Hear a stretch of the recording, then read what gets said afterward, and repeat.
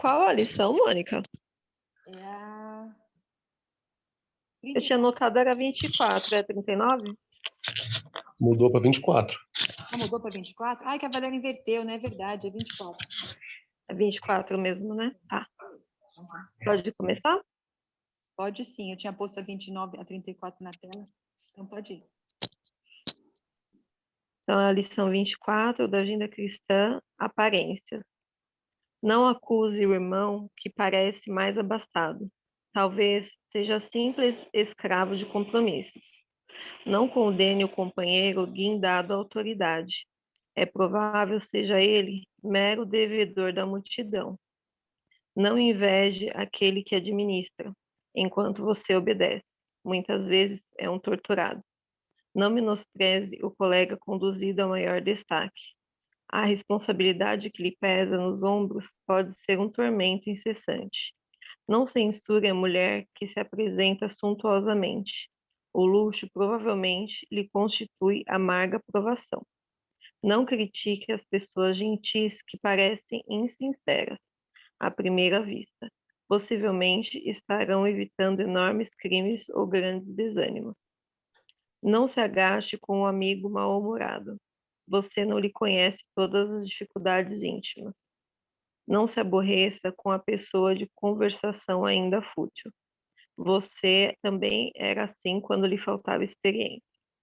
Não murmure contra os jovens menos responsáveis. Ajude-os quando estiver ao seu alcance, recordando que você já foi leviano para muita gente. Não seja intolerante em situação alguma.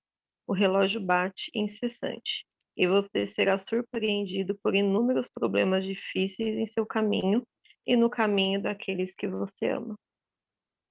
Eu acho que essa lição fala um pouco da gente não prejugar, né? Porque a maioria de nós tem esse instinto de prejugar as pessoas pela situação que elas estão passando e sempre dizer que a gente faria de uma forma ou de outra, mas cada um tem o seu ritmo de aprendizado, né, de evolução.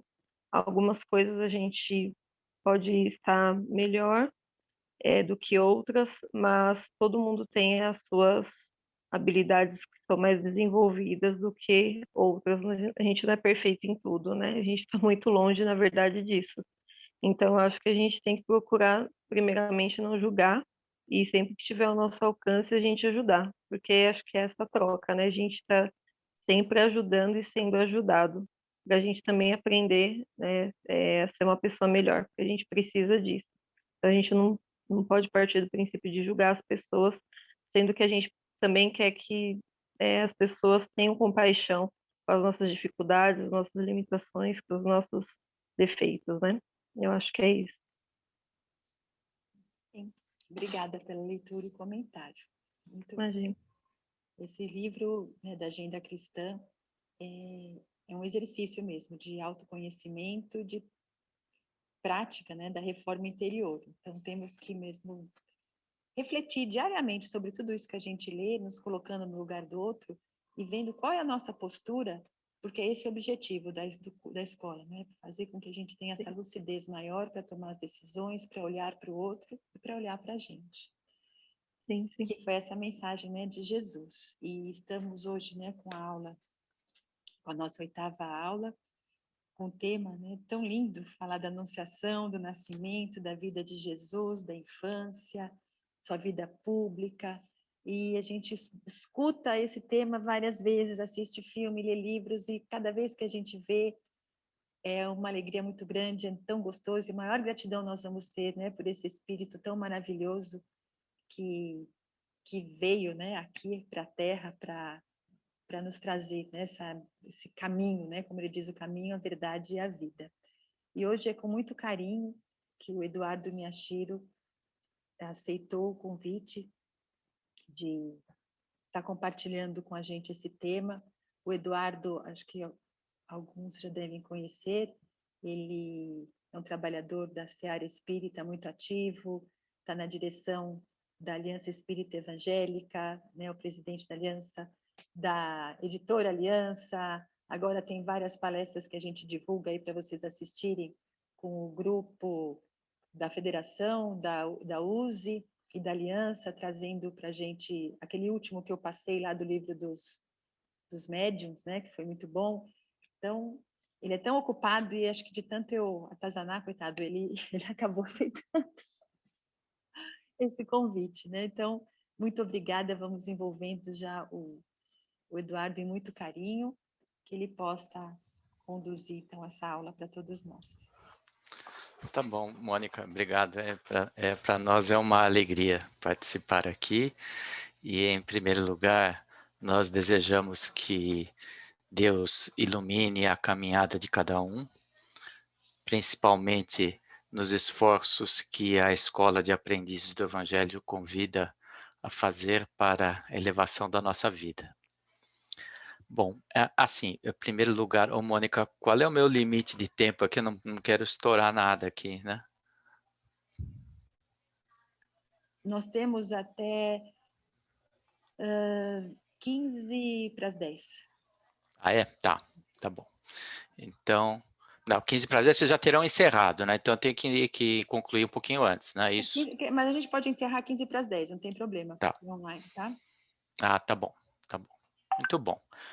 Bom, a Mônica mesmo já estava dizendo que falar sobre Jesus implica num processo de não somente a gente se encantar, mas também aprofundar-se na razão da nossa vida aqui no planeta Terra.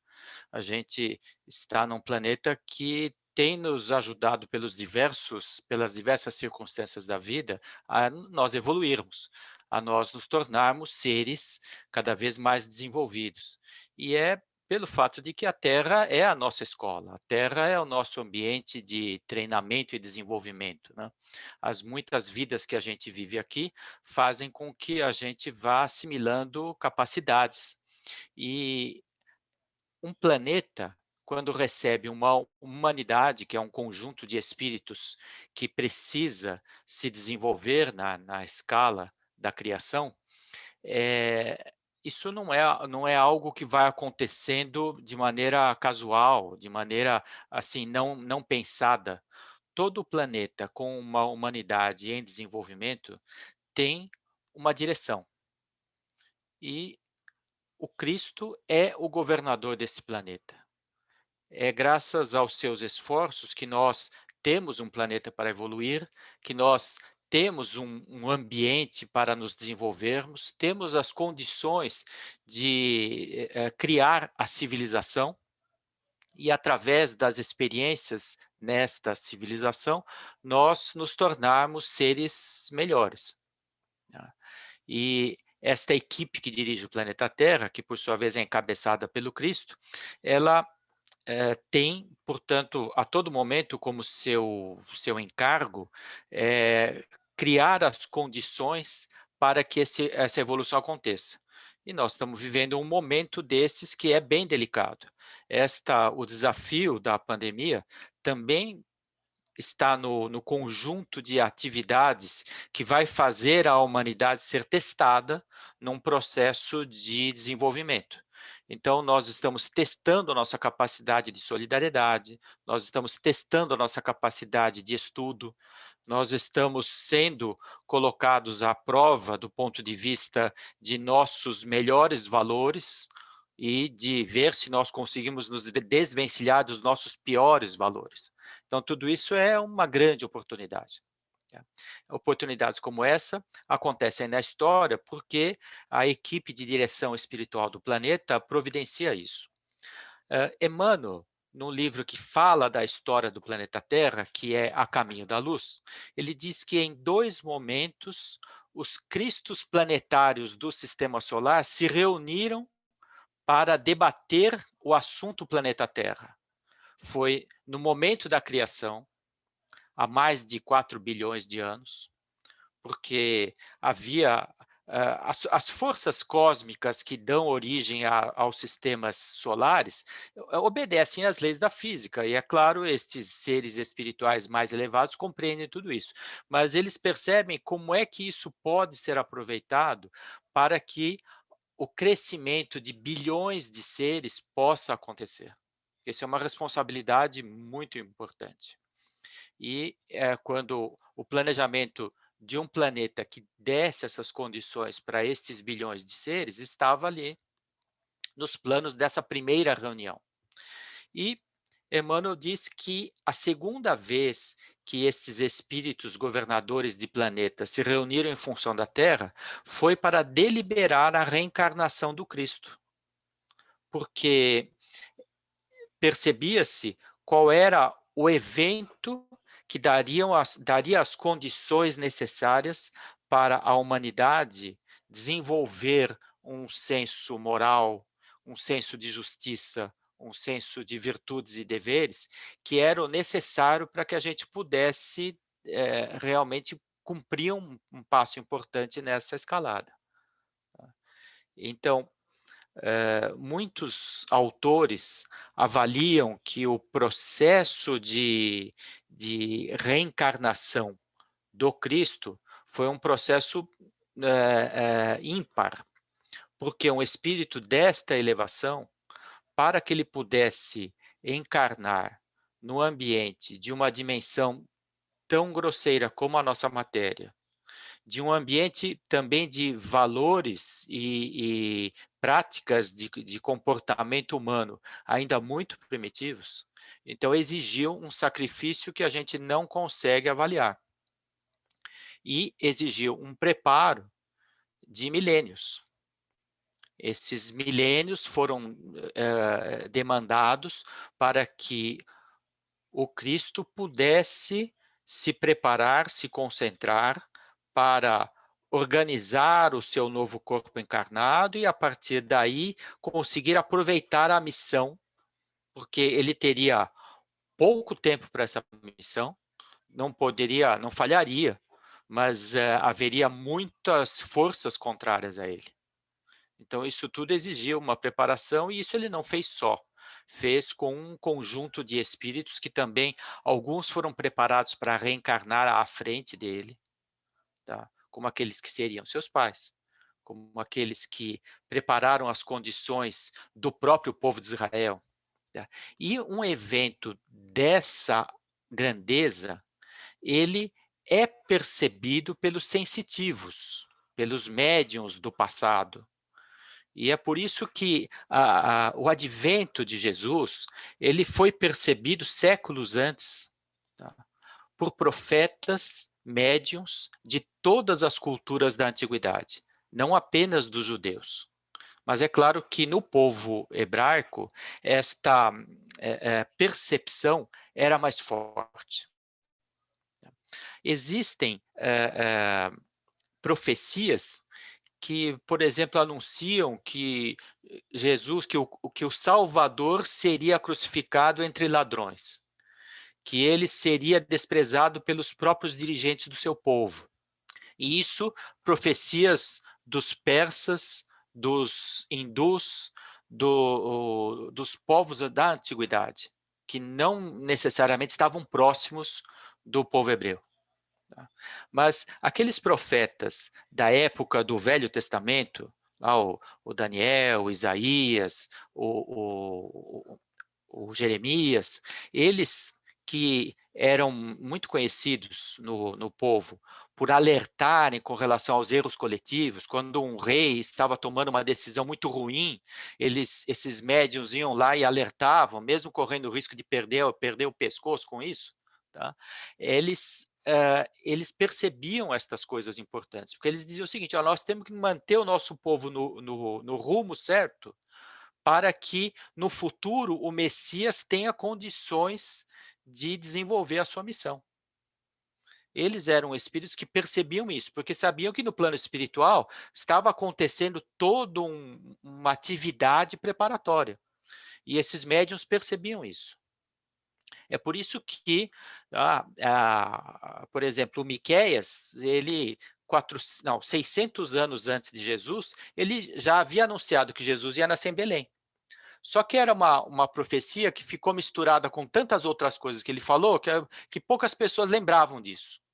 Tá? Alguns mais estudiosos dos escritos dos profetas dos tempos antigos tinham isso em mente, mas outros achavam que não tinha sentido. Ele devia nascer em Jerusalém, ele devia nascer em Céfras, devia nascer em uma cidade grande. Então, achavam que essa profecia não merecia crédito, tá? Porque Belém era muito pequena. Belém era praticamente um subúrbio aqui de Jerusalém, que ficava a poucos quilômetros de Jerusalém. Então, ninguém dava muita bola, né? Como é que o Messias ia nascer aí, sei lá, Bom Jesus dos Perdões, aí no interior do estado? O pessoal acha que não tem sentido. Então, as pessoas começavam a descrer um pouco dessas profecias, mas esses profetas médiuns eram muito perceptivos. Tá? E eles descreveram principalmente todo o sacrifício e a incompreensão que o Messias haveria de passar para cumprir a sua missão.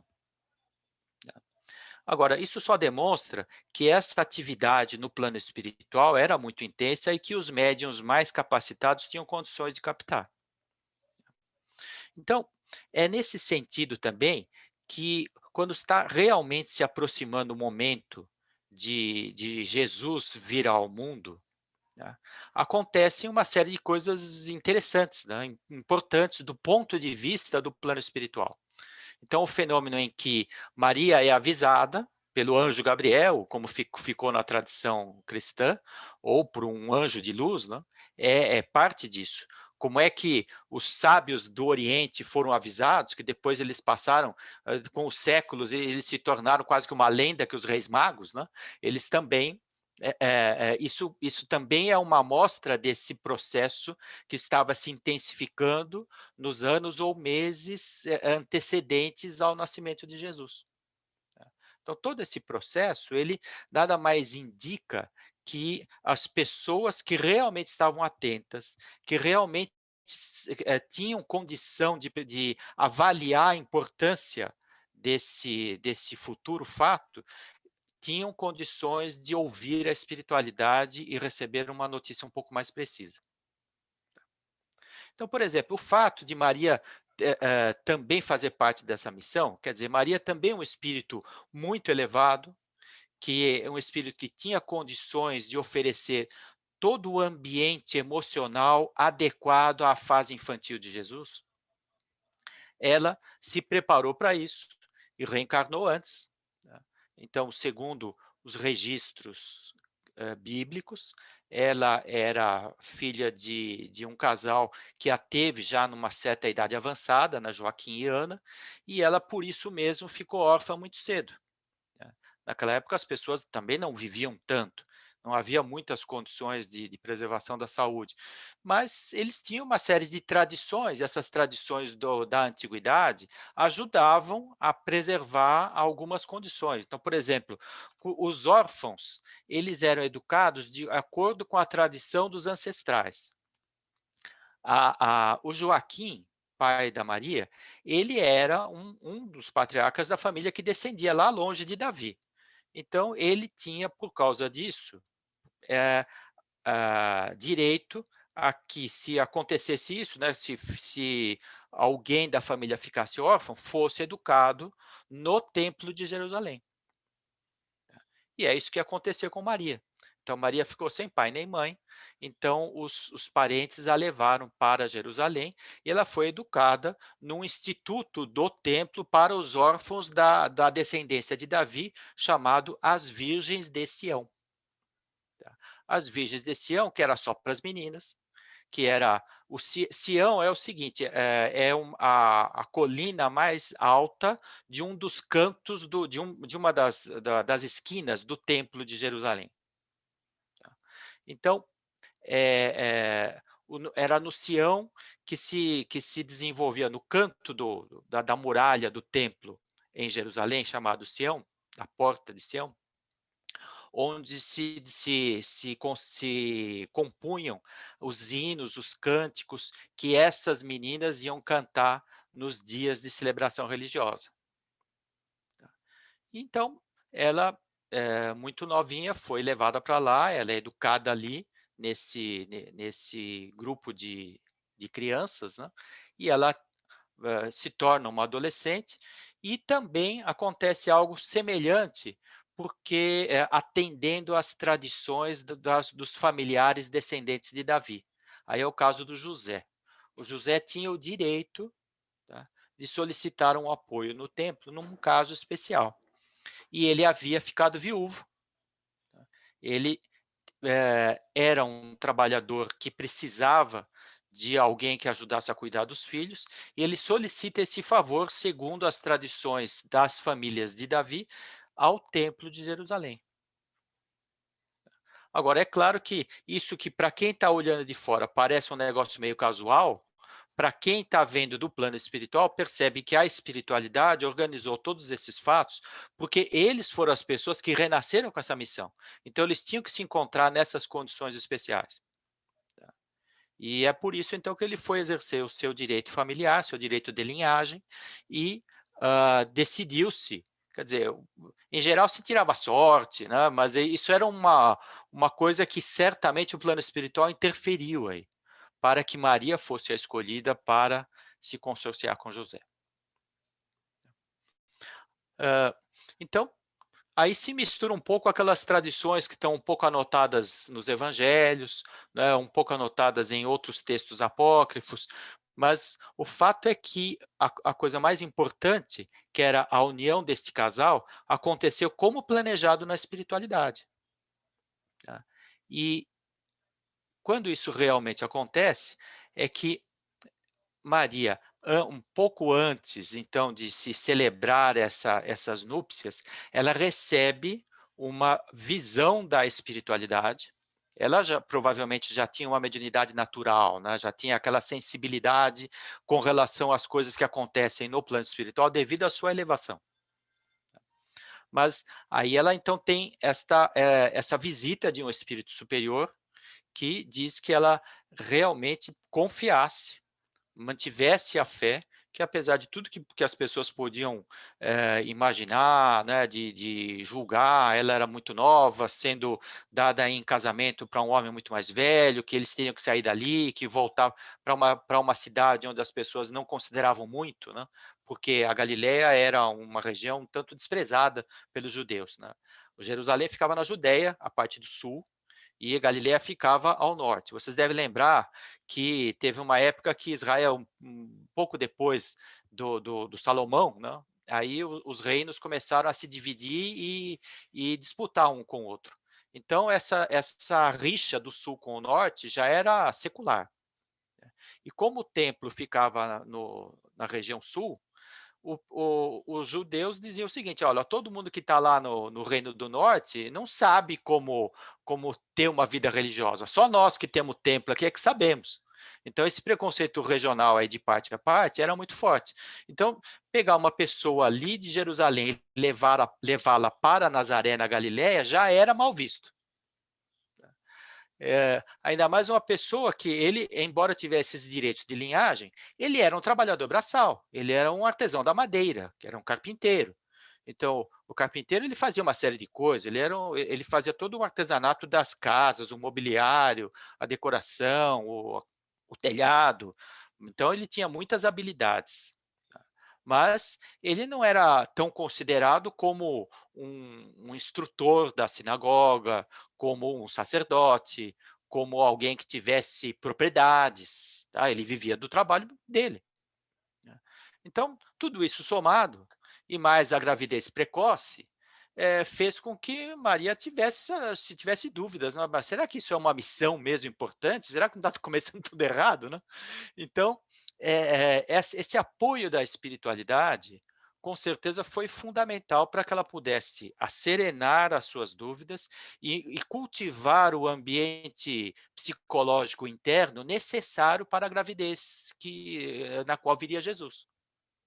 Tá? Então, ela realmente sente em José um espírito com quem ela confiava e que lhe inspirava toda a serenidade necessária, e ela então foi viver em Nazaré.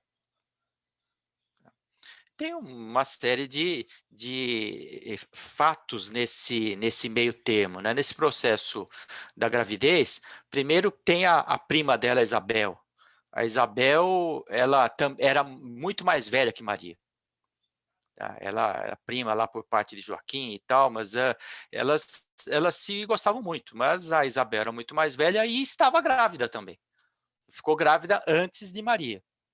E é interessante que a partir daí,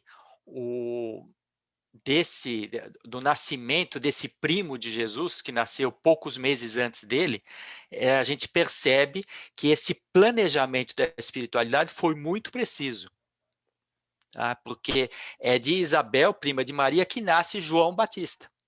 E o João Batista vai, anos mais tarde, desenvolver uma tarefa que era a de preparar o terreno, psicologicamente falando, da sociedade. Por isso que João Batista é chamado o precursor. Ele tem um trabalho que antecede Jesus para preparar a multidão. Tá? E a forma como João Batista desenvolveu essa missão foi muito especial. Ele realmente causava, como se diz hoje, na multidão. E isso foi importante para que depois ele pudesse dizer o seguinte: olha, eu vim aqui, a minha missão mais importante é que o fato mais importante da nossa história vai acontecer daqui a pouco. Então, vocês fiquem atentos. Praticamente toda a missão de João Batista pode ser resumida em preparar e anunciar a tarefa de Jesus. Bom, mas então isso realmente estava preparado, que eles deveriam vir com uma pequena diferença de alguns meses, que no caso, como João Batista era filho de um casal de pessoas mais idosas, assim como aconteceu com Maria, ele, João, ficou órfão muito cedo. Tá? E ele foi, diferentemente de Jesus, ele não foi acolhido lá no templo de Jerusalém. Ele foi educado pelos essênios, que é alguma coisa que a gente precisa conversar também com um pouquinho mais calma daqui a pouco, porque eles vão ter uma importância na infância de Jesus, que é um assunto que a gente vai falar hoje também. Tá? Bom, mas o fato é que Nazaré era uma cidade, é o seguinte, cidade pequena. Então, como eu falei, as pessoas achavam que Nazaré, como é que vai nascer ali em Xiririca da Serra, vai acontecer alguma coisa importante? Não vai acontecer nada. Tá? Era uma cidade que tinha 5.000 habitantes na época, mas era uma cidade, metade morava na área urbana, metade morava na área rural. Tá? Era uma vila de casas muito simples, que ficava perto de uma cidade grande, uma cidade que devia ser umas 20 ou 30 vezes maior do que Nazaré, chamada Séforis. E Séforis, sim, era a capital da região da Galileia, ela passava um monte de estradas, passava uma série de caravanas de mercadores. Então, Nazaré é meio que uma cidade satélite aí de Séforis, né? Mas o fato é o seguinte: numa cidade pequena, acaba acontecendo também aquele ambiente de fofoca, sabe? Todo mundo quer saber da vida de todo mundo. Né? E Maria, ela era realmente uma pessoa diferente. Ela era uma pessoa que de vez em quando ouvia vozes, de vez em quando via espíritos, de vez em quando ela sentia a vibração de um monte de gente, sabia de uma pessoa que estava sofrendo, ela percebia, uma pessoa que tinha recebido uma notícia alegre, ela percebia, bom, isso causava, né, numa cidade tão pequenina dessa.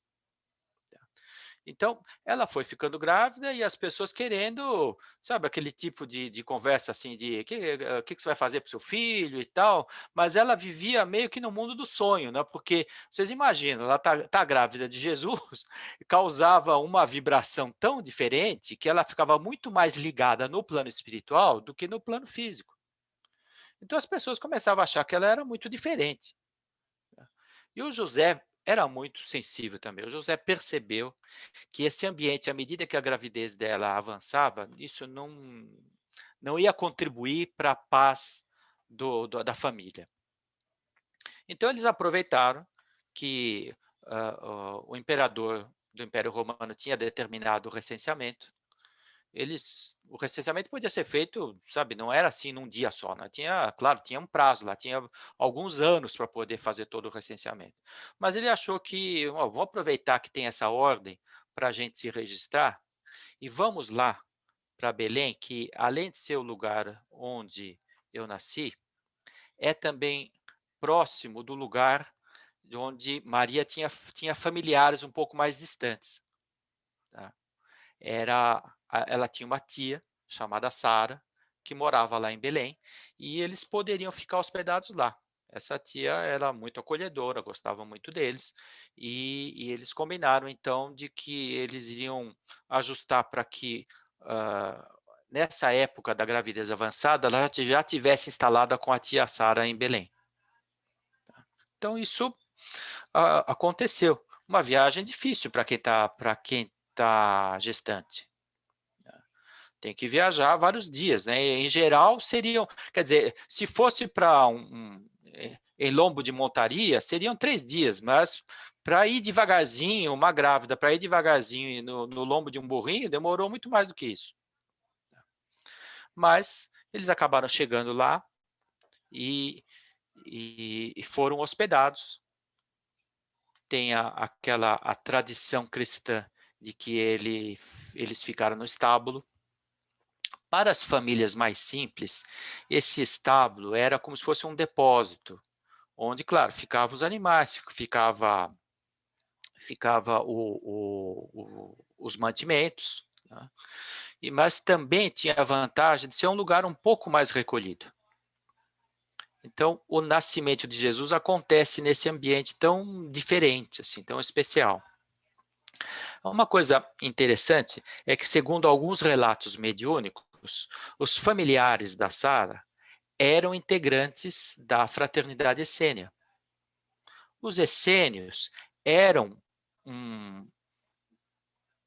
uma fraternidade que adotava princípios de sabedoria, herdados de Essen, que era o filho adotivo de Moisés, portanto, 1.700 anos antes, tá? E que desenvolveu todo uma escola de sabedoria secreta, à margem do que acontecia no governo de Israel, porque era só para os sábios, aqueles que queriam se aprofundar no conhecimento do plano espiritual, que queriam se aprofundar no conhecimento das tradições da antiguidade, e os essênios eram considerados como pessoas excêntricas, assim. Mas as pessoas que tinham contato mais próximo sabia que eles eram caridosos, que eles tinham a capacidade de interceder em saúde, numa época em que medicina não existia, né? Então, os essênios formavam uma rede silenciosa e quase desconhecida de auxílio e solidariedade para as pessoas, né? E eles tinham uma escola de iniciação espiritual, tá? Essa escola, como todas as iniciações orientais, era regulada em graus, tá? Então, os familiares da Sara eram da fraternidade essênia e estavam estudando no primeiro grau da fraternidade essênia. Nesse primeiro grau, eles tinham o compromisso assim, de fazer que nem a gente faz no centro espírita. Vai uma vez por semana para assistir uma aula, tá? E essa aula era sobre moral e comportamento. Então, eles passavam alguns anos desenvolvendo virtudes, graças a esse processo de aprendizado espiritual. Bom, o fato é que esses familiares que acolheram Maria em Belém, eles perceberam que isso era um evento espiritual que os seus mestres na fraternidade essênia já tinham alertado que estava para acontecer. Porque os essênios, assim como os outros que eu falei no começo da aula aqui, também desenvolviam a capacidade mediúnica e estavam atentos aos apelos dos seus dirigentes espirituais. Através de comunicações mediúnicas, eles sabiam que estava para acontecer alguma coisa muito importante. Então, que todos os filiados à fraternidade essênia ficassem atentos quando acontecesse algo especial, tá? E esse algo especial aconteceu ali em Belém, tá? É por isso que, em Belém, as pessoas simples e humildes se aproximam para receber aquele evento que é o nascimento do Cristo. É por isso que toda a vibração do ambiente, da cidade de Belém, ficou especial. Primeiro, que a espiritualidade estava trabalhando intensamente. Segundo, porque Jesus em si era uma fonte de radiação de energia espiritual, tá, incomum.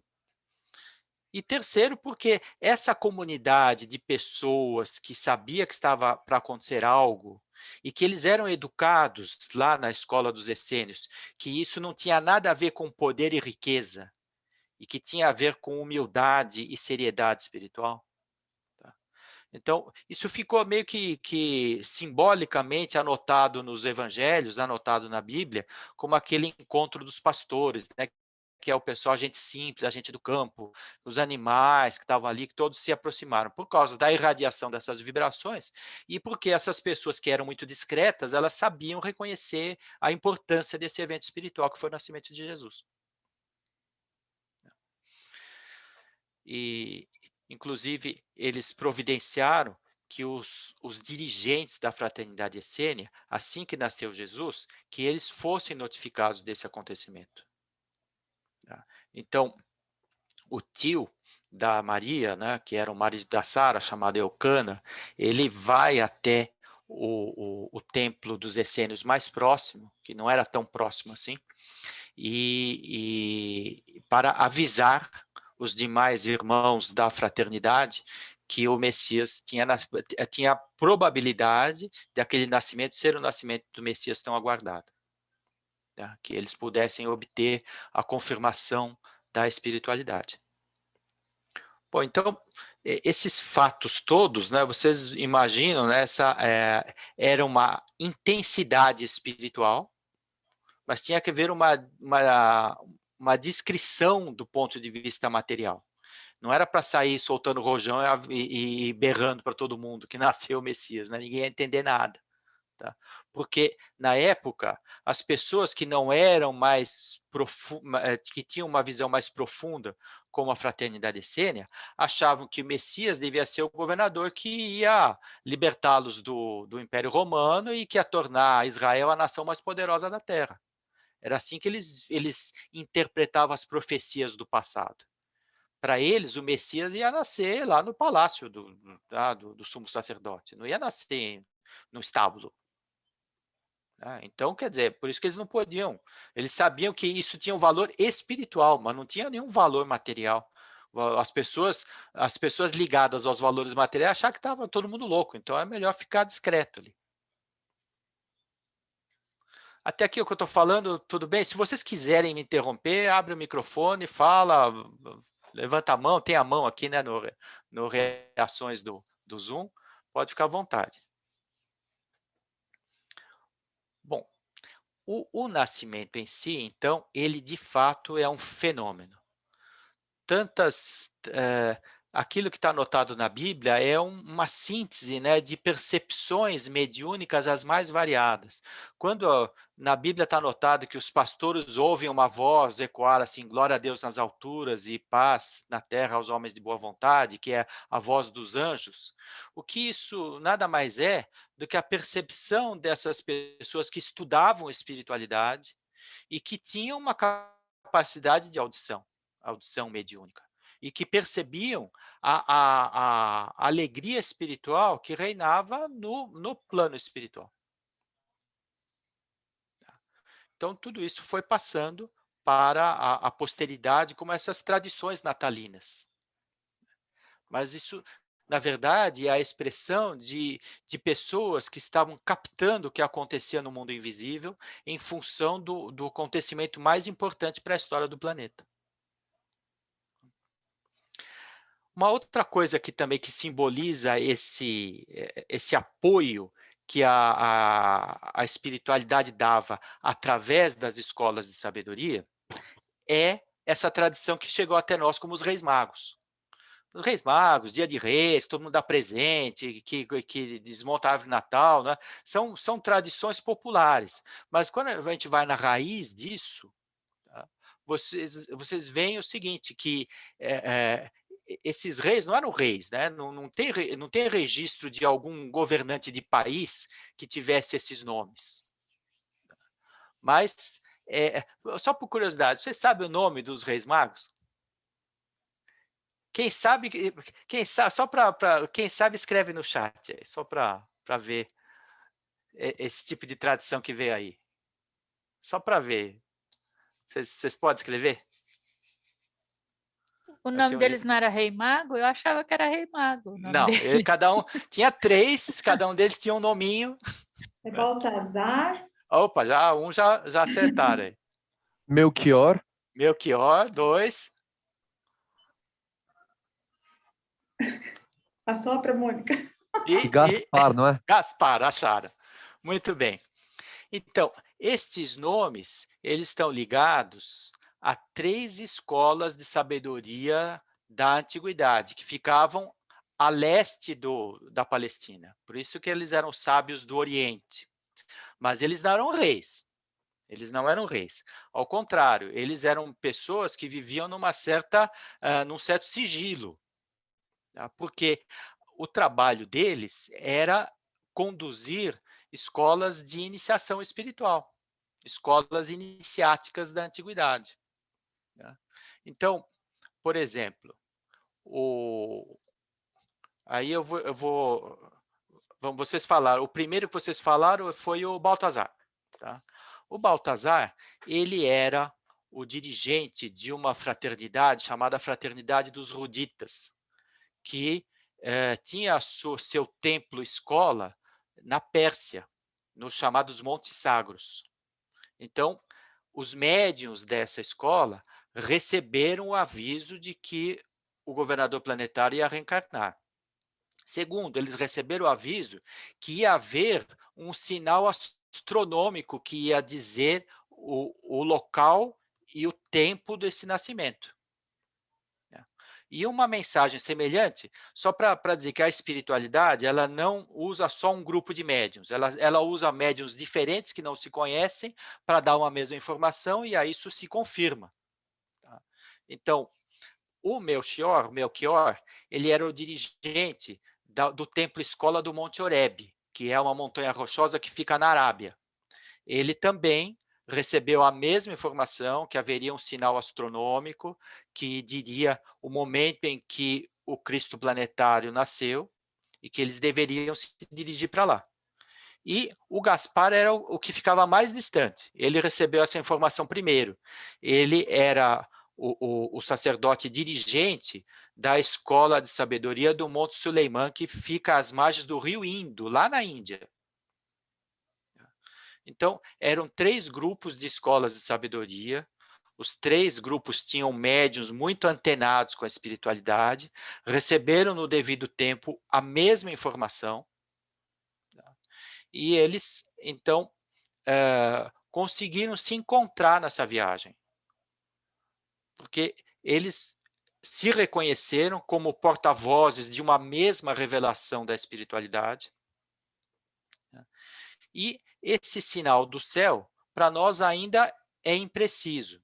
Se foi realmente um marco astronômico, alguns dizem que para os astrônomos, quando a imagem no céu dos planetas fica toda concentrada no mesmo lugar, e aconteceu aproximadamente nessa época em que se estima o nascimento de Jesus, uma conjunção planetária entre Marte, Júpiter e Saturno, que era mais visível do leste para o oeste. Né? Então, eles souberam que estava chegando essa época e que eles tinham que sair do leste e ir para o oeste. Uma outra possibilidade era que esse sinal fosse visto apenas por videntes, né? ou seja, médiuns que têm a capacidade de observar algum sinal do plano espiritual. Mas, seja como for, eram pessoas que tinham esse tipo de sensibilidade. A gente pode imaginar o seguinte, que os cristos planetários, né, quando eles marcam um evento, eles não são que nem a gente, né? Imagina assim, Jesus antes de reencarnar, ele não está ligado aqui no que acontece no planeta Terra, ele está governando o planeta Terra. Então, um encontro do Cristo do planeta Terra com o Cristo do planeta Saturno, não é marcado do jeito que a gente faz, vamos nos encontrar 4h, não é assim, né? Vamos nos encontrar quando Vênus passar por Saturno, entendeu? Esse é o calendário dos espíritos superiores, né? Então, provavelmente, o marco do nascimento tem a ver com alguma combinação que ele sabia, ó, vai acontecer tal fenômeno. Então, essa é uma época que a gente pode escolher para fazer isso, isso e isso. Então, provavelmente, né, na época prevista para acontecer essa conjunção planetária, era o marco do momento do nascimento do Cristo. É por isso que essas escolas de sabedoria do Oriente, elas são ligadas em astronomia. Porque eles sabem que isso os fenômenos mais importantes podem coincidir com decisões importantes da espiritualidade. Bom, eles acabaram se encontrando lá, então, porque eles interpretaram, provavelmente com a ajuda da espiritualidade, que a constelação de Peixes ela é muito ligada aos fatos da história de Israel, desde a época de Moisés. Então, eles deduziram que era em Israel que ia acontecer algo que eles precisavam estar presentes. E eles decidiram ir para lá. Eles tentaram 2 tipos de informação, os reis magos, né, esses dirigentes de templos de sabedoria. Eles procuraram pelas autoridades oficiais e eles procuraram por pessoas que também tinham alguma relação com escolas de sabedoria, que não são tão conhecidas. Pelas vias oficiais, eles foram até o Herodes. O Herodes era o rei, mas era um rei submisso ao Império Romano, né? Então, ele era um rei era realmente cruel. Ele estava lá por força de corrupção. E ele era, digamos, um administrador eficiente, mas ele era uma pessoa extremamente vaidosa e extremamente egoísta. Ele queria o poder todinho para ele. Quando as profecias de que estava para vir o Messias começaram a circular, ele começou a olhar isso como se fosse uma ameaça de um concorrente. Bom, vem outro rei aqui, vai me destronar, então eu não quero isso aqui. Eu vou providenciar para que, se isso for verdade, a gente dê um jeito disso não acontecer.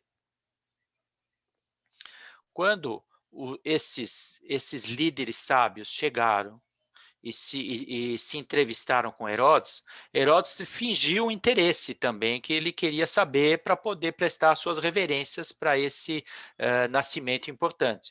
Mas a intenção de Herodes era procurar saber onde isso ia acontecer e eliminar todas as testemunhas, né? As pessoas na época se mantinham no poder à base da violência.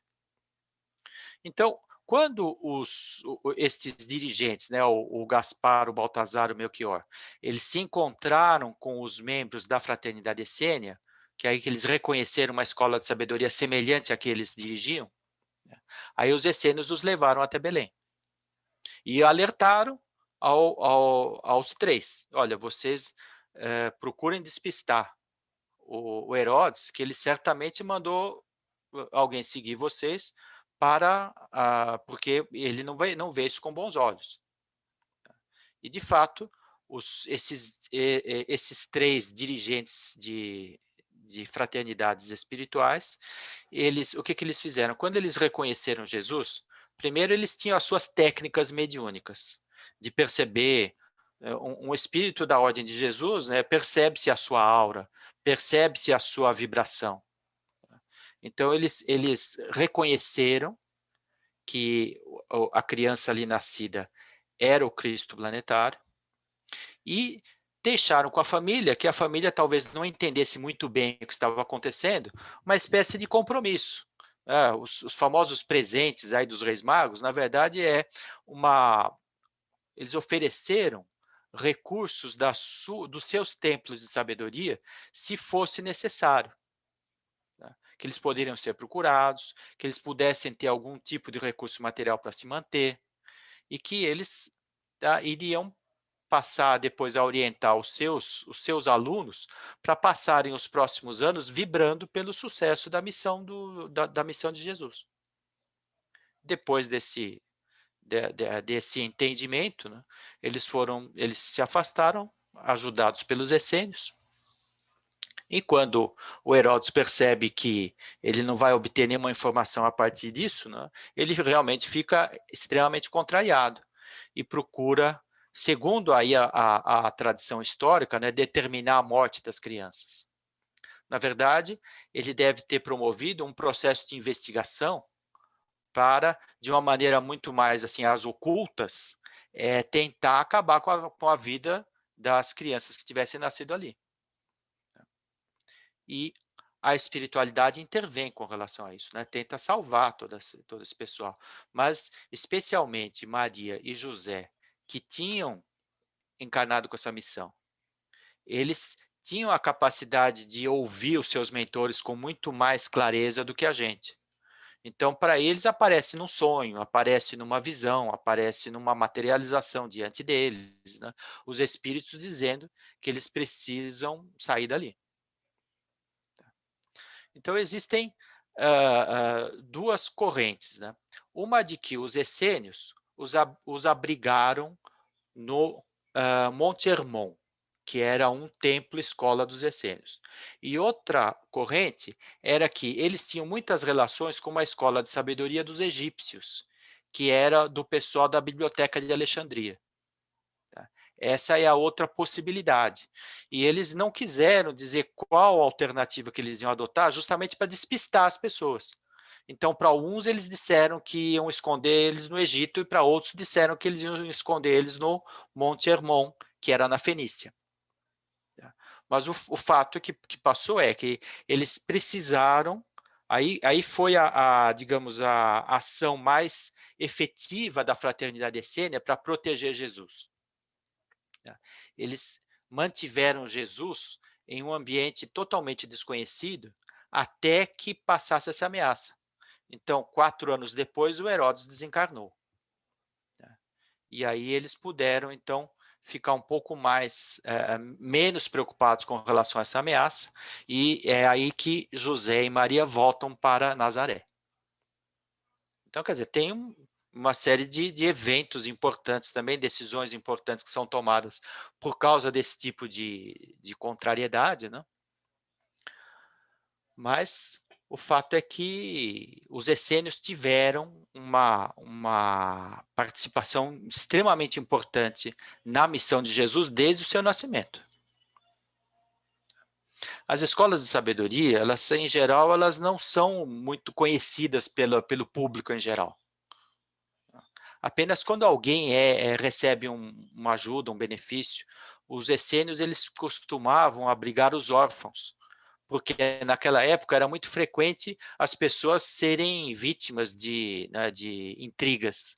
Digamos que alguém quisesse ficar com a propriedade de uma pessoa, bastava tramar lá uma denúncia, né, dizer que aquele cara era contra o Império Romano, então ele era preso, e os denunciantes ficavam com as terras, né, e tudo isso à base de corrupção, né, naturalmente, e aí ficavam pais presos e filhos órfãos sem família.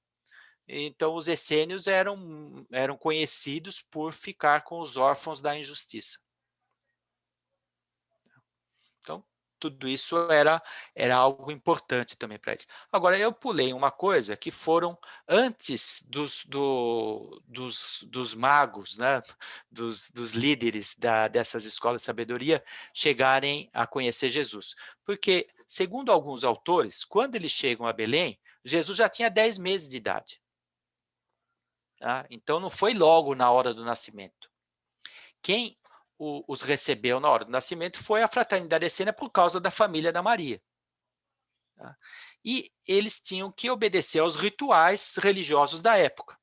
Então, quando o menino fazia 8 dias, desde a época do Abraão, tá, que fez a circuncisão do seu filho Isaque, aos 8 dias de vida, todas as crianças do sexo masculino tinham que sofrer a circuncisão pela autoridade religiosa, e no caso isso foi feito aos 8 dias de vida de Jesus na sinagoga de Belém. Então, foi o primeiro compromisso. Mas o que acontecia naquela época era uma época muito machista. Tá?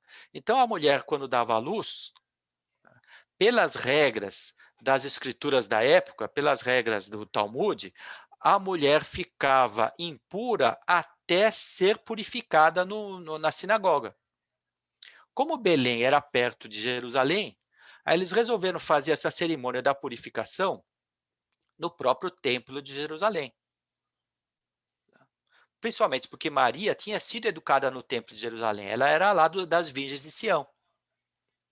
Então ela resolveu ir lá no templo para fazer a cerimônia de purificação. Vejam, gente, há 2000 anos, então, primeiro que considerava, ó, a mulher menstruou, ela fica impura por 8 dias. A mulher deu à luz, ela fica impura enquanto o sacerdote não purificá-la. Tá? E para fazer isso, eles tinham que comprar um animalzinho lá no quintal do templo, no pátio do templo, e oferecer para o sacerdote que tivesse de plantão ali, e o sacerdote fazia uma coisa horrível, né? Pegava, quebrava o pescoço da pombinha, do cabrito e tal lá, e oferecia o sangue no fogo do altar do templo. A gente hoje pode achar, pô, mas que coisa bárbara, né? Há 2000 anos que a gente não faz isso. Tá? Mas veja, gente, eles eram um povo nômade, né, que tinha desenvolvido seus costumes no deserto, etc. E ter construído o Templo de Salomão já foi uma glória, né, que era uma maravilha da antiguidade. Então, é claro que eles mantinham essa estrutura, primeiro, para obter dinheiro, tá? Porque não servia a pomba que era vendida fora do pátio, tinha que servir a pomba, só a pomba que tinha o carimbinho do sacerdote. Né? Mas a outra coisa era que o povo tinha uma religiosidade natural. Qualquer coisa que acontecia na vida deles, olha, sei lá, nasceu um cabrito, vamos orar a Deus. Deu uma colheita boa, vamos orar a Deus. Deu uma enchente, mas preservou o nosso sítio aqui, vamos fazer um sacrifício a Deus. Então, quer dizer, apesar dessa questão do sacrifício, etc., mas isso demonstrava também que nas menores coisas da vida, as pessoas pensavam em Deus. Né? Aqui, quando a gente ganha na loteria, a gente não reza, né? A gente vai para Gandá, vai fazer uma festa. Então, mas aquela sociedade era uma sociedade que tinha uma religiosidade mais assim no dia a dia das coisas. Tá? Então, eles foram lá no templo, Maria e José e Jesus. Tá? Jesus nenê de 40 dias. Acontece que tinha muitos essênios que trabalhavam na surdina, ali na atividade do templo. Então eles perceberam, puxa vida, primeira vez que ele vem ao templo de Jerusalém, que é um núcleo de energias espirituais, que representa assim todos os anseios de todas as pessoas que têm essa religiosidade na vida, como eu falei aqui. Então, apesar da forma muito mercantilista como o templo era governado pelos sacerdotes, para quem tinha uma visão espiritual mais madura, sabia que aquilo era uma conquista espiritual que os outros povos não tinham. Os outros povos adoravam lá os deuses que sacrificavam criança viva, né? Então, que nem os fenícios, os babilônios, etc. Então, eles já estavam ali num estágio um pouco diferente. Então, é por isso que esses essênios, eles promoveram uma cerimônia meio que sigilosa. Quando Maria foi lá foi fazer os ritos de purificação e pedir as bênçãos para o seu filho recém-nascido, aí eles juntaram as virgens do Sião, fizeram o ritual com um cântico muito bonito, né? E trouxeram os sábios mais antigos para conhecerem Jesus, porque os essênios diziam, este é o Messias, só nós não podemos anunciar isso para os governantes, porque senão a criança vai ser morta. Então, só para esse grupo muito seleto de pessoas, foi feita uma cerimônia especial. Isso está anotado nos evangelhos, no evangelho de Mateus está anotado o encontro de Jesus em criancinha de 40 dias, com um velhinho que estava quase morrendo, chamado Simeão. Porque esse Simeão, ele tinha recebido uma mensagem mediúnica dizendo que ele veria o Messias. E ele já estava com mais de 90 anos. Então, ele falou, mas será que os espíritos não se enganaram, não, né? E ele, então, quando ele recebe Jesus nos braços, ele reconhece, né, o valor dessa comunicação espiritual e diz assim, agora podeis despedir este servo, Senhor, pois estes olhos já viram a tua glória. né? Quer dizer, eu posso morrer agora porque o que tinha que acontecer era isso aqui, ter o Messias nos meus braços. Então, foram todas coisas que foram feitas nos bastidores, né? São coisas que só quem tinha uma informação espiritual mais profunda é que sabia o que estava acontecendo ali.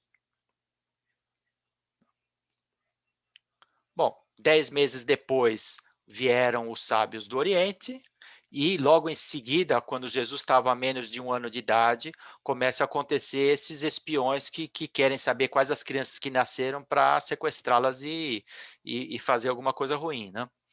Então é por isso que o plano espiritual intervém e sugere essa viagem de José, Maria e Jesus, que seria acobertada pelos essênios, ou para o Egito ou para a Fenícia.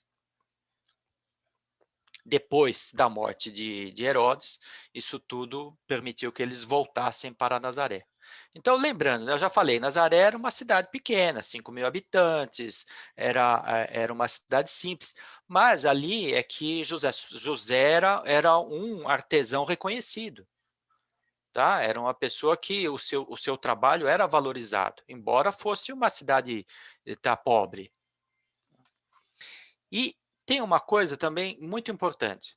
Os judeus, eles tinham um costume que era, não importa se a família é rica ou se a família é pobre, esse costume tinha vindo da época dos 40 anos de peregrinação pelo deserto. As famílias vão ensinar a profissão para os filhos, tá? Os filhos homens, né?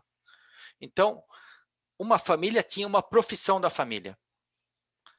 As pessoas até podiam exercer outra atividade. Não era proibido a pessoa não exercer aquela atividade, mas ele tinha que saber as artes daquela atividade. Então, por exemplo, vocês acho que vão no programa da escola, daqui a alguns meses, ouvir e conhecer a vida do Paulo de Tarso, que foi uma pessoa responsável pela expansão do cristianismo, depois que Jesus já tinha cumprido sua missão, né? E o Paulo, ele era de uma família judaica, já nobre, importante, ele era um cara que ia ser uma das lideranças do Templo de Jerusalém, tal, um cara super rico, super poderoso, mas ele aprendeu do pai dele a profissão de tecelão, ou seja, ele fabricava tapetes, sandálias e tendas. Mesmo as famílias ricas tinham o dever de ensinar as profissões familiares para os seus filhos, mesmo que eles soubessem que os filhos nunca iam precisar de exercer essa profissão. Tá? Tanto é que isso foi importante para Paulo depois, porque Paulo ele perdeu tudo que tinha, ele aderiu à causa do cristianismo, e depois quando ele saiu pelas cidades divulgando o cristianismo, ele foi viver de tecelagem. Tá? Mas, então, voltando aí, Jesus foi ensinado por José para ser carpinteiro, para saber lidar com madeira, para montar um telhado, para montar uma porta, tá? Para fazer um móvel, para fazer os adornos de casa.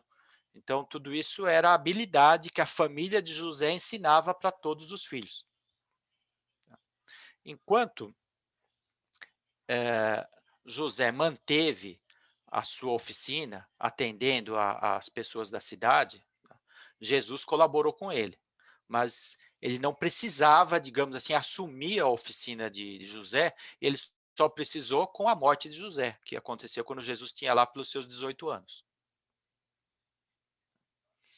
Além disso, o José tinha os filhos do primeiro casamento dele com a Débora, que eram mais velhos que Jesus. Tá? Só que esses filhos já tinham casado também, já tinham suas famílias.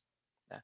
Jesus não tinha casado, então quando morre José, é ele que resolve assumir a oficina de José para que Maria tivesse o seu sustento, ela não precisasse morar na casa de uma nora, tal coisa do tipo assim. Mas além de tudo, eles tinham uma afinidade, né?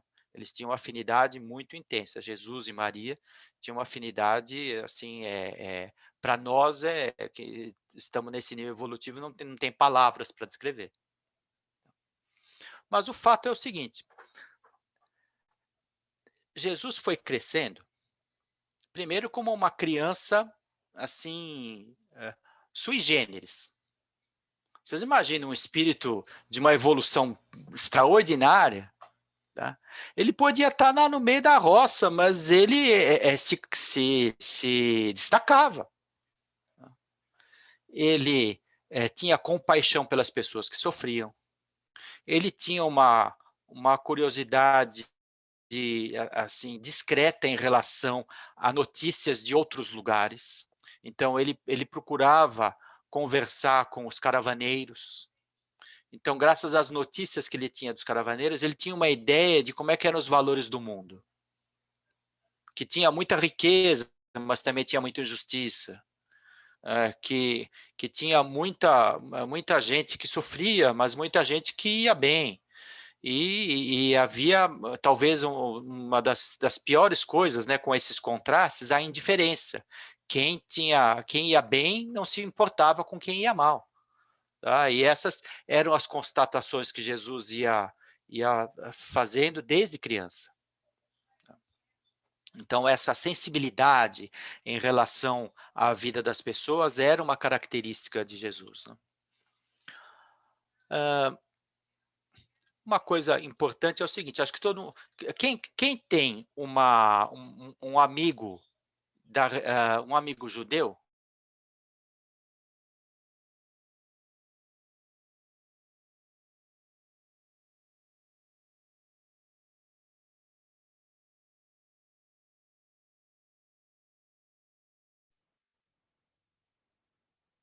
A gente travou aí para vocês também?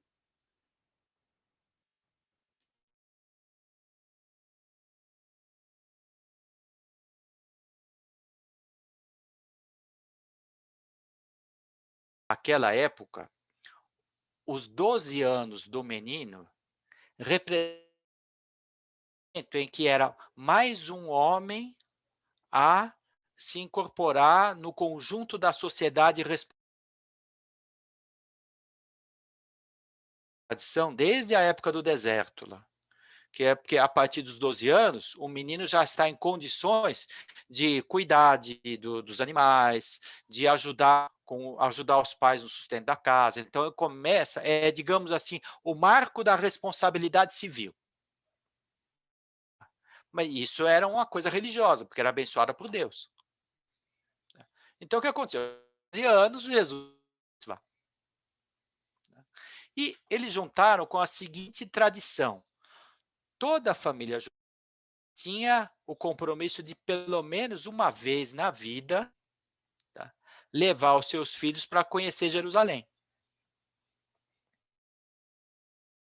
Envolve aproveitar o Bar Mitzvah de Jesus para levá-lo para Jerusalém. Eles foram de caravana, porque juntou um monte de gente, e eles foram na época que mais gente ia para Jerusalém, que era a época da Páscoa. A Páscoa, vocês devem lembrar, né? A época que, quando Moisés tira os judeus da escravidão no Egito,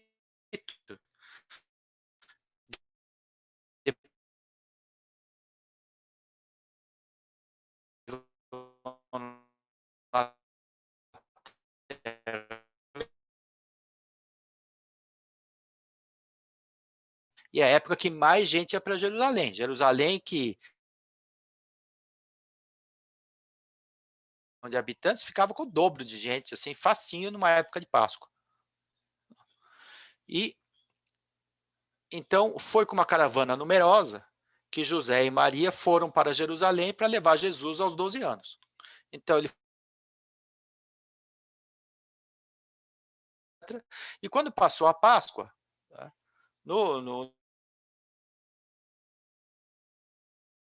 começam a voltar para suas cidades, a cidade começa a ficar esvaziada. Então a caravana que ia para Galiléia, José e Maria foram. Agora, naquela época é o seguinte, né? Era época e as crianças vão onde der. Tá? Então a criançada ia brincando, uma hora via os pais, outra hora via as mães, né, tal. Mas aquela coisa, por que José não percebeu que Jesus tinha se perdido ali, né? Porque ele pensou que Jesus estava com Maria, Maria pensou que Jesus estava com José. O primeiro ponto de parada da caravana, quando eles se encontram, falam, cadê? Cadê o menino? Né? Eles ficam desesperados, né? Porque é claro, né? Cadê o nosso filho? Dá uma angústia tremenda. Eles voltam correndo para Jerusalém e começam a procurar no caminho de volta o Jesus, etc. Já não era uma criança tão pequena, né? 12 anos.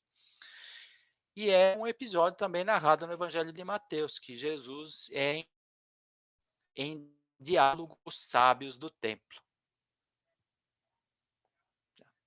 demonstrando que ali era um espírito diferente, né? Era alguém especial, era alguém que tinha condições de, na sua simplicidade de 12 anos, tá?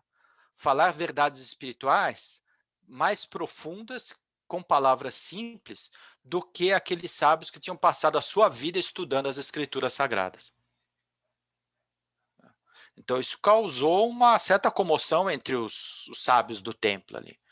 Porque os sábios do templo, como nós falamos, eles dirigiam o templo, de certo modo, com interesses próprios, né? Interesses para, vamos manter essa estrutura funcionando, aqui todo mundo vai garantir o nosso sustento, porque, afinal de contas, o templo é uma fonte de fé de toda a nação, então nós merecemos aqui melhores condições, né? Porque nós cuidamos desse. E Jesus, com palavras simples, falar, sabe, ver do homem a Deus. Então é alguma coisa assim que deixa eles totalmente embaraçados, né? Com uma coisa assim que nunca tinha acontecido. Como é que uma criança tocar Jesus na parede? Mas enfim, quando Maria esse episódio, eles discretamente tiram Jesus dali. Os sábios ficam interessados em saber quem é esta criança, né? Mas ele decreta Nazaré.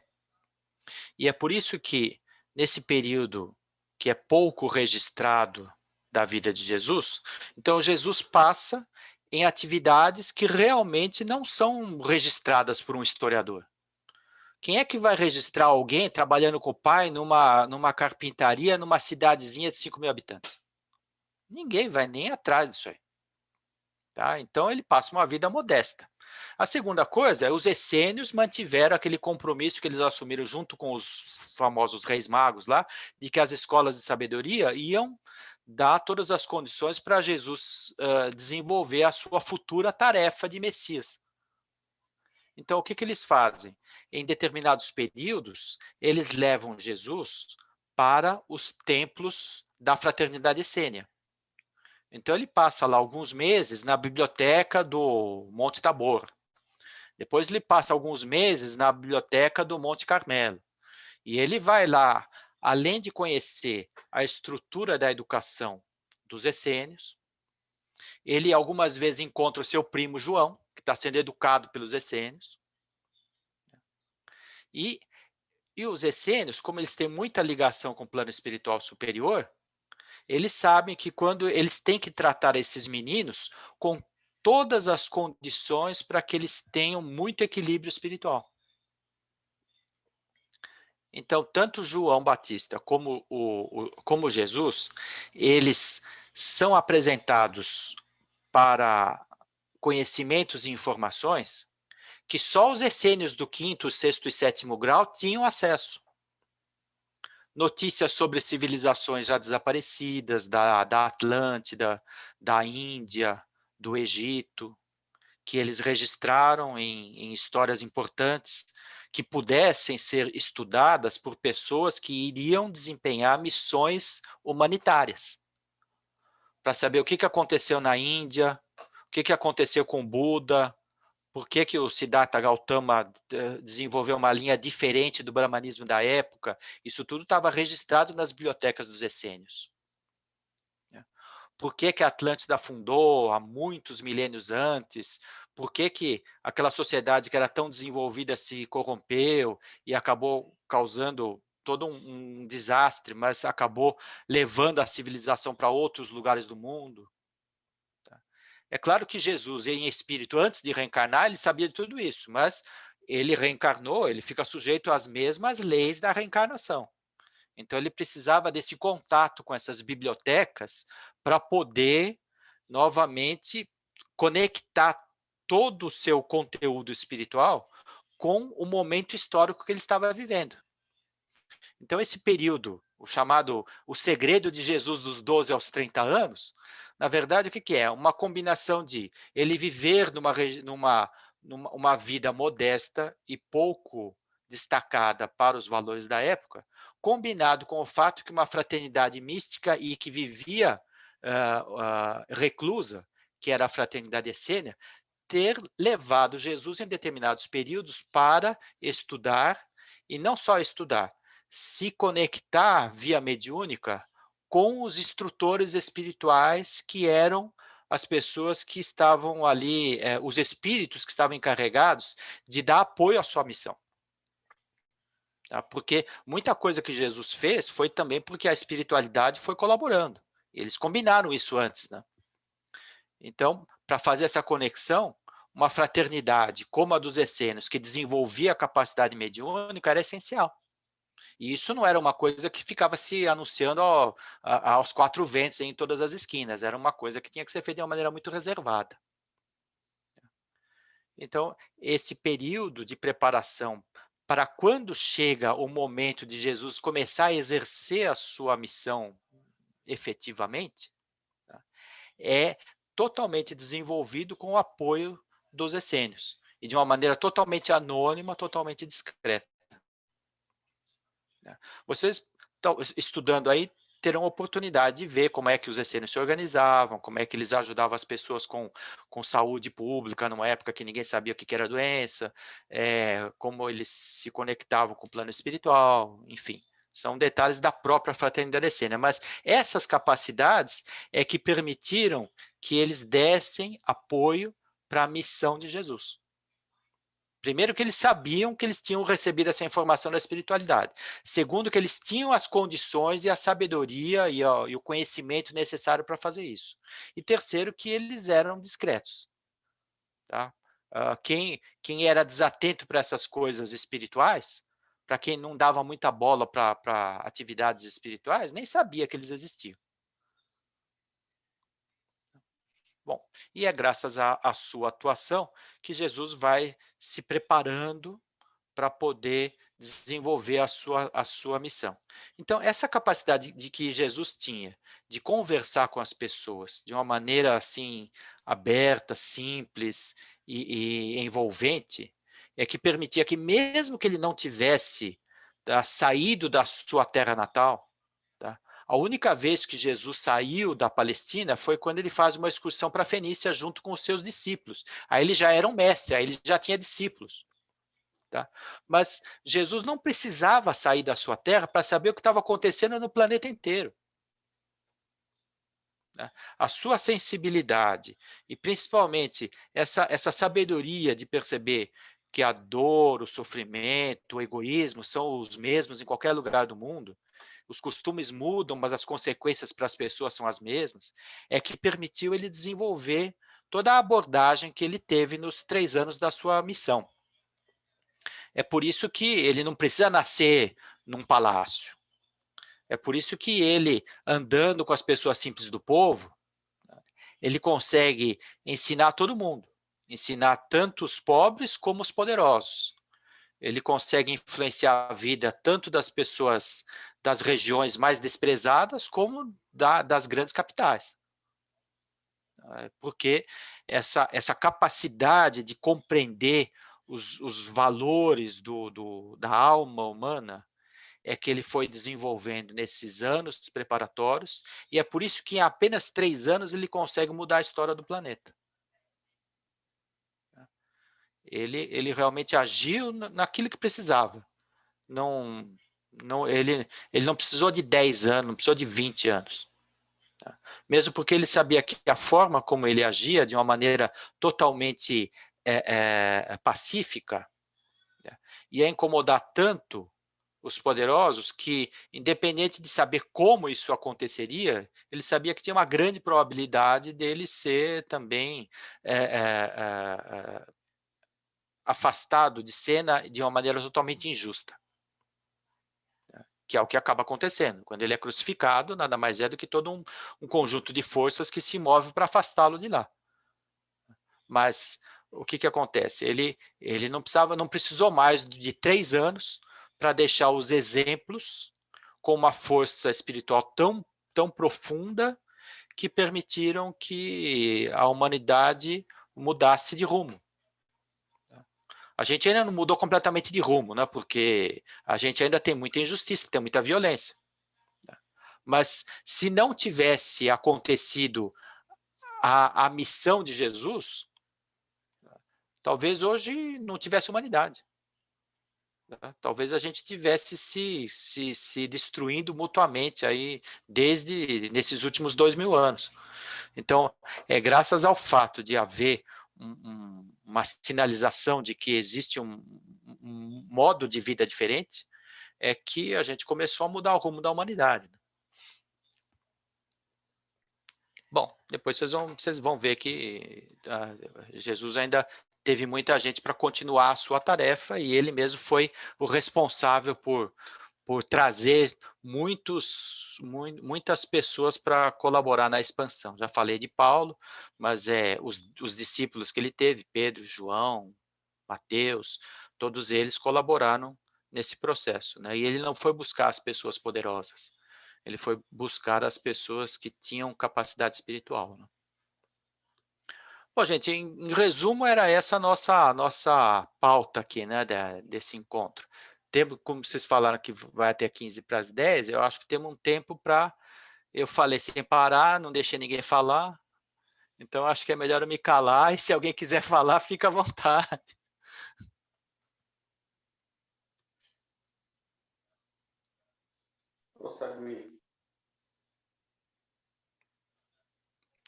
Alguém está falando aí, só que não percebi quem é.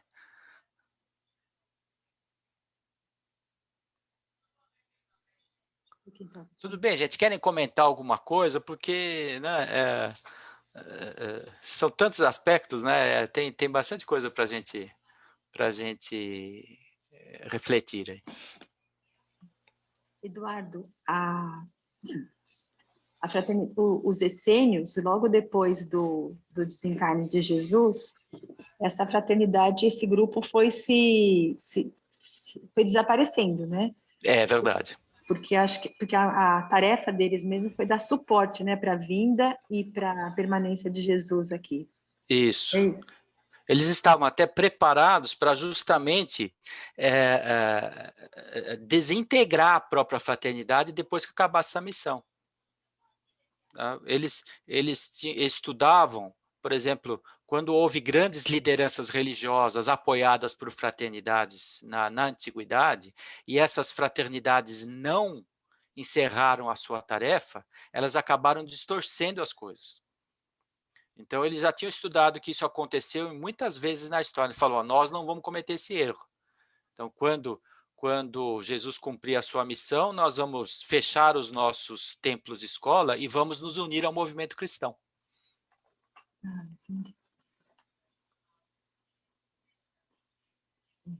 Nossa, a gente tem que estudar mesmo, né?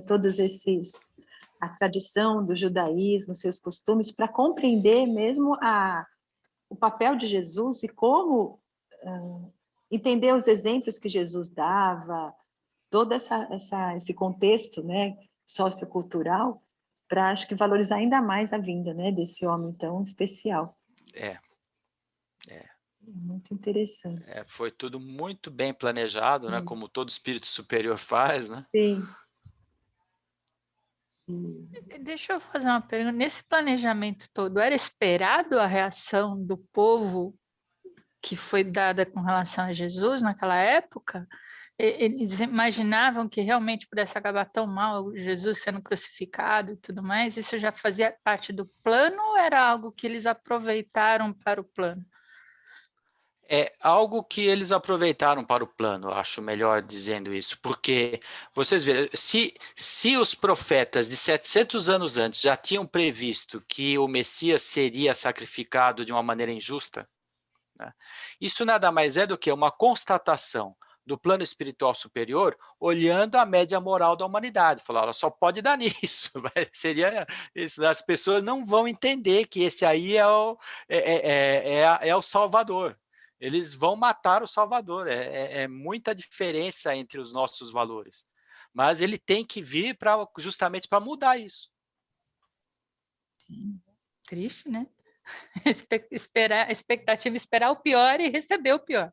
Ou seja, não houve uma frustração aí, foi exatamente dentro do plano. Eu acho que foi um espírito sábio, olha, né, e vê, olha, a humanidade está assim, né? Se não der isso, é que vai ser surpresa, né? Então, a gente tem que planejar essa tarefa para que, acontecendo tudo o que aconteceu, assim mesmo a tarefa seja cumprida. E talvez se não fosse tão dramático, eles não conseguissem atingir, talvez, uma meta maior, não é? Porque hoje em dia as pessoas olham mais para o que é do grave. A coisa sutil que está acontecendo ali do seu lado, as pessoas tendem a passar batida, não perceber. Tem que ser uma coisa muito grande, muito ruim, para que as pessoas se mobilizem. Talvez possa ser isso, não? Eu diria que também é o seguinte, né, havia ali algumas forças poderosas, né? O Império Romano, ele era o foco do Império Romano era dominar, né? Dominar. E eles tinham o seu processo de religiosidade. Mas a religiosidade mais elevada do Império Romano tinha ficado na época da República, 50 anos antes de Jesus, do nascimento de Jesus. Depois, quando o Império Romano, o próprio Emmanuel, no A Caminho da Luz, disse que o Império Romano recebeu as condições de promover uma união de povos. Por isso que ele recebeu condições favoráveis de conquista. Só que, em vez de usar isso para o bem, por exemplo, eles desenvolveram o famoso direito romano, né? Eles tinham o dever de implantar uma estrutura de direito em todas as terras que eles tinham conquistado. E eles não fizeram isso. Tá? E aí, então, quer dizer, essa era uma missão deles. Mas só que, aí que está, o domínio acaba subindo a cabeça. E é por isso que a república virou império. Né? Era uma república onde todo mundo tinha uma certa democracia. Depois, um dos líderes lá falou, eu sou mais que os outros aqui. Aí virou o primeiro imperador, né, Júlio César. E daí para frente, essas condições que o império tinha recebido, isso também era planejamento. Se eles tivessem sido bem-sucedidos nisso, tá, haveria uma estrutura de comunicação que divulgaria a vida de Jesus com mais paz e mais eficiência. Mas isso não aconteceu. Então, a paz romana era obtida na base do cala-boca, né? Não colocar o exército aqui, acabou. Agora, por outro lado, nem tudo é desperdiçado. Então, o plano espiritual, vamos aproveitar, apesar do Império Romano ter feito todas essas barbaridades, vamos aproveitar que eles estabeleceram estradas, uma comunicação, uma estrutura pública, tá? E vamos usar isso agora para divulgar as coisas. Então, os cristãos ficaram conhecidos, né, como aqueles que eram sacrificados no circo romano, que eles tocavam fogo, que eles jogavam para os leões, mas graças ao poder de comunicação do Império Romano, rapidamente todas as regiões do Império ficaram sabendo desse tipo de coisa. Então, a vida de Jesus e o seu sacrifício não ficou obscuro. Tá? Acabou sendo multiplicado pelos próprios canais de comunicação do Império Romano da época. Então, tudo se aproveita, vai na sabedoria de Deus, tudo se aproveita, até as coisas mais absurdas, aí Deus dá um jeito, vamos... Tá certo. Assim que é bom, né? É. Nada se perde. Nossa, ninguém tem mais nenhuma dúvida, nenhuma pergunta?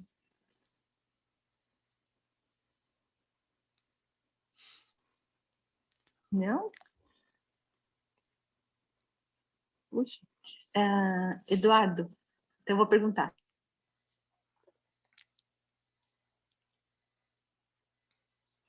Ih, peraí, fechou seu microfone, agora não estou ouvindo. Eu fechei o microfone, fechei. Tá. Então, no livro do Maria, do Miramês, a gente sabe que cada um tem uma percepção, então tem situações um pouco diferentes lá, né? Que ele fala de que de Maria ter todo esse conhecimento da sua tarefa, da sua missão, exatamente por ser um espírito já tão preparado, iluminado, você não fica assim como se nada tivesse, como se tudo fosse uma grande surpresa, né? E fala, né, tudo isso dos essênios, fala do... esqueci o nome dele, do velhinho, do Simeão, né, do Simeão. Sim. Mas é interessante que ali ele diz que a Maria, ela foi educada no templo, mas que os pais ainda morreram já, ela não era tão novinha. Então, apesar que essas coisas não é o que mais de interessante para a gente, né, se é verdade, se não é, mas é de ver que esses espíritos, quando vêm com essa tarefa, né, muito grande, têm essa lucidez, né, da sua missão. E agora, Jesus, ele então, como a gente vê que Divaldo desde pequeno via, Chico também desde pequeno com a sua mediunidade, então Jesus, claro, né, mesmo pequeno, esse contato ininterrupto com o plano espiritual, mas o que eu acho assim, importante para nós, vemos que ele, com toda essa grandeza, ele, na Terra, né, esse corpo físico, bloqueava, né, sim, não tanto quanto o nosso, mas havia um bloqueio da sua percepção, daí essa necessidade dos essênios. Então, acho que para nós, isso é um exemplo importante de ver como nós precisamos mesmo nos esforçar, né, na busca desse conhecimento, que se até para Jesus ele precisou de estudar, recordar, então a gente não tem que ficar de braços cruzados, né, porque muitas pessoas ainda acham que fazendo um curso, faz os cursos, né, da doutrina espírita, e depois acho que não tem mais que ler, que estudar, de que se reciclar, porque já está pronto. E não está, a gente não está pronto nunca, né? Nós vamos fazer curso, refazer, e acredito assim que cada vez nós vamos ver um ponto diferente. Hoje você falou de história conhecida, mas alguns detalhes que eu acredito que tem pessoas que nunca tinham ouvido, né, determinadas coisas. Então, essa alegria da gente aprender, de olhar, de estudar, de rever, de ver palestras, porque, às vezes, até a nossa maturidade, nós vamos compreender, às vezes, um detalhezinho que muda tudo, né, nessa nossa, assim, trajetória. E vemos que Jesus, que é esse governador, e que a história dele vai se expandir. Os próprios estudiosos judeus já estão olhando com outros olhos, né? Faz uns 4 meses eu fiz um curso pela internet, né? Agora, né? Do Instituto Moriá, que é lá em Israel. Sim, sim. Né? Das raízes judaicas do cristianismo. Então, o professor lá falando que, né, de toda essa parte da cultura para a gente entender Jesus, e que ele diz como nós, judeus, podemos jogar de lado Jesus, se Jesus foi judeu, Jesus atendeu a todos os preceitos do judaísmo, seguia tudo aquilo, e falar algo contra uma coisa que você não conhece. Então, eu acho interessante que já no meio acadêmico isso está sendo visto com outros olhos, apesar de ser a parte só que eles dizem, né, estudiosa, acadêmica, sem essa conotação teológica, mas no fundo você vai ouvindo tudo aquilo, já vai tendo um despertar. Então, é muito gratificante ver que aos poucos eles também estão começando, né, a abrir os seus horizontes, e essa parte da história é muito interessante para ver, né, que o meio acadêmico está começando a olhar Jesus com outros olhos. É verdade. Bom, primeiro que o povo judeu passou por provações coletivas terríveis, né? Terríveis, tanto na Idade Média como a mais conhecida na Segunda Guerra Mundial. Então, são provas de que exigentes, né, duras, e que provavelmente causaram uma melhora na sensibilidade mundial. A segunda coisa é que quando a gente pensa em Jesus como vindo para uma missão, mas ele não tinha nada a resgatar aqui, né? Ele estava encarnado por uma missão. A missão dele era melhorar o nível espiritual da humanidade. Então a missão dele era nós, era melhorar nós, certo? E nós, quando nós reencarnamos, não, a gente tem uma pauta reencarnatória que principalmente é resolver os nossos próprios problemas, né? Então, eventualmente erros do passado, coisas que a gente combinou lá no plano espiritual para melhorar aqui, né? A gente vai se melhorar como pessoa, a gente vai talvez reconstruir alguma coisa que a gente tenha destruído em outras pessoas, né? Então, a gente tem ninguém, toda pessoa que está encarnada no planeta Terra, cada uma das pessoas que está aqui, nós e os 8 bilhões, 7 bilhões de pessoas que estão vivos, está vivo por algum motivo. Nós temos uma razão para a gente estar aqui. Né? Essa a missão do mestre é a causa da melhoria de cada ser humano. E a razão de cada um de nós é a gente se desenvolver, né? E de vez em quando a gente esquece isso, né? De vez em quando a gente perde o rumo. Tá? E é por isso que realmente, como você falou, precisa estudar, a gente precisa, né, botar a cabeça no lugar, pensar para que eu estou aqui, né? Colocar assim, o foco na razão de ser da nossa vida. Acho que é isso. É isso aí. Bom, muito obrigada pela sua disponibilidade. Oh, eu que agradeço, que eu fiquei feliz aqui de estar com você, de te rever depois de tanto tempo, de conhecer toda a turma aqui. Obrigada, foi Muito muito, bem, muito bom. agradeço e desejo que Jesus abençoe a cada um da turma. Todos nós. Obrigada, Eduardo. Vamos partindo para o encerramento, não é? Valéria, se coordena aí, por favor. A Ana, né, que vai. Bem, então nós vamos novamente fechando os nossos olhos, nos ligando a Jesus. E assim, com os nossos corações transbordando de alegria, de amor, por todo esse ensinamento da noite de hoje, nós vamos aproveitando toda essa energia e acompanhando a Ana nas vibrações da noite de hoje. Vamos buscando nossos melhores sentimentos, elevando nossos pensamentos a Jesus, nosso irmão, a Deus, nosso Pai, buscando vibrar muito amor para todo o planeta Terra. Vibremos para que todas as pessoas em necessidade hoje encontrem o auxílio necessário, a mão amiga, o amparo. Vamos vibrando por nossos governantes, que eles possam governar com muito respeito e responsabilidade, auxiliando seus povos no desenvolvimento. Vibremos para os nossos médicos, auxiliares, enfermeiros, que possam ser fortalecidos e que possam perseverar em seus trabalhos. Roguemos fé, confiança para aqueles que estão doentes, que eles possam buscar a cura com a resignação necessária. Vibremos para todos aqueles que se encontram em situação de rua, que possam encontrar o abrigo, o auxílio, o pão de cada dia. Vamos vibrando também pelos nossos lares, que eles possam estar sempre harmonizados e em paz. Vibrando muito amor para todos aqueles que hoje se encontram desesperados, que possam encontrar a esperança e a força necessária para perseverar. Que assim seja, graças a Deus e graças a Jesus. E assim, agradecidos que estamos por mais essa oportunidade de estarmos reunidos, nós dizemos: Pai nosso que estais no céu, santificado seja o vosso nome.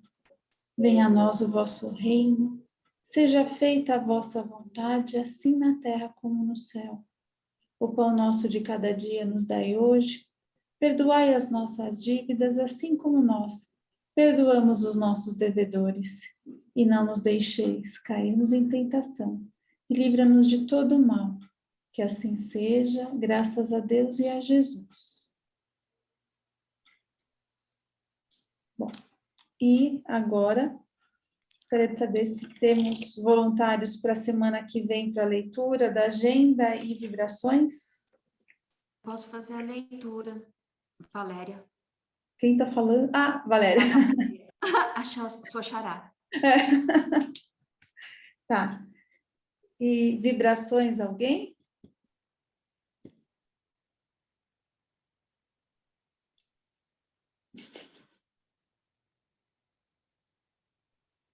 Eu não posso fazer de novo, gente. Só o Vamos seu lá. nome aqui, Ana. Mas nenhum corajoso, corajosa? Mãe, faz a senhora. Posso pôr, mãe? Então, pronto. Bem voluntária. Eu posso fazer, não, eu gosto, mas eu gostaria que os mais novatos fizessem, né? Porque nós estamos há tantos anos, e quando nós começamos, a gente tinha que fazer, mesmo saindo, sem sair a voz. Então, eu falei, já há tantos anos, eu queria que todo mundo que está começando fizesse. Feliz aquele que pode fazer. E se a gente não é empurrado, ninguém sai do lugar. A verdade é essa. Então, não que eu faço, adoro fazer, eu faço todo dia, toda hora na minha casa, porque é um prazer isso. É uma alegria para mim. Eu gostaria que vocês participassem. Eu sempre falo, eu não quero mais fazer na casa. Não que eu não gosto, adoro, mas eu quero ver vocês. Eu só comecei porque me jogaram aí. Comecei nessa casa, era só passo espiritual, na aliança, na federação. Mas é assim, vai fazer. E agora eu vou falar, não, como que não? É assim, gente, façam. Um dia vocês vão daqui, eu já fiz muito. Não que é porque a gente deve bastante, né? Mas se eu não tivesse uma amiga que está desencarnada, que falou, você tem que fazer, falou assim, você destruiu pela palavra a fé das pessoas, agora vai fazer. Você tem que agora reverter, construir. E eu falei, ai, meu Deus! Então, e quando eu fui falar, fui fazer da passe espiritual na federação, o Petrônio, você, Petrônio, me chama, e a senhora vai fazer para a lição lá, que a sua amiga falou que você fala. Eu começou, e agora? Eu faço. Eu fiz os cursos, não lá na federação, terminei lá, trabalhava na aliança, que era pequenininha. Quando eu chego lá, que eu entro naquele salão que parecia um cinema, eu falei, agora, eu falei assim, bom, eu destruí, agora eu vou ter que resgatar. Foi um resgate diferente. Isso foi anos, anos e anos. Toda segunda-feira eu passava mal o dia inteiro. Ai, ai. Mas chegava lá, eles me davam tanta força que a hora que eu levantava, acho que me davam um banho de energia. E é assim. Aqui nessa casa também vai a tia do Neco, não, a irmã da tia do Neco. Ai, Tereza, vem aqui trabalhar na aliança. Fui. Depois, vai trabalhar aqui no selfie. Tudo assim, mas era só para dar uma mãozinha. Não, tinha que chegar e começar. Aí essa minha amiga vai embora e eu fico com tudo na mão. Calma que está na hora. Tá bom, foi só um depoimento que não que eu não... Eu fico ouvindo vocês, eu tenho um prazer disso. Então, por isso que eu falo, gente, falem. Nós somos amigos. E olha que número, 24 pessoas só? Não é 500 pessoas, não. Nem 300, nem 200. É assim. Tá, pronto. Foi um. Tá bom. Na próxima semana teremos novas pessoas. Vai ter fila semana que vem agora, Valéria. Michele faz a preparação, a vibração. Eu vou fazer, então. Que vergonha! Aí, tá vendo? É assim que... Foi assim comigo. Ai, meu Deus! Só você para me convencer. Eu estou aqui para isso. Então tá. Então, Michele, é isso? Semana que vem. Ai, meu Deus! Ai, vai sofrer a semana inteira. Bom, gente, então é isso. Boa noite para vocês. Então, boa noite a todos, boa semana. Fiquem com Deus.